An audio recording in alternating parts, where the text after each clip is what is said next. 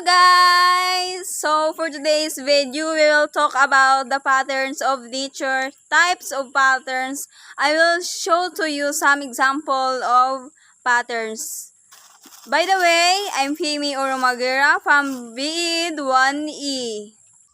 So first is, what is patterns in nature? Patterns in nature are visible regularities of form found in the natural world. There are types of patterns in nature. Number 1, symmetry. Number 2, fractals. Number 3, spiral. Number 4, dendritic patterns, and etc. So now, I will show to you the first example of patterns in nature, which is symmetry patterns. But before that, I will explain what is symmetry pattern. Symmetry pattern are a design or pattern that identical on both halves when folded. This is one of the example of symmetry pattern. 5 folded. This is one of the example of symmetry patterns. And also, this is one of the example of symmetry patterns, the leaves of cacao. So this is one of the example of symmetry patterns, the leaves of coconut tree. So now, the second example of patterns is fractals.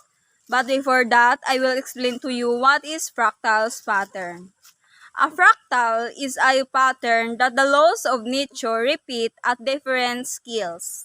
So this is one of the example of fractal pattern. This is one of the example of fractal pattern.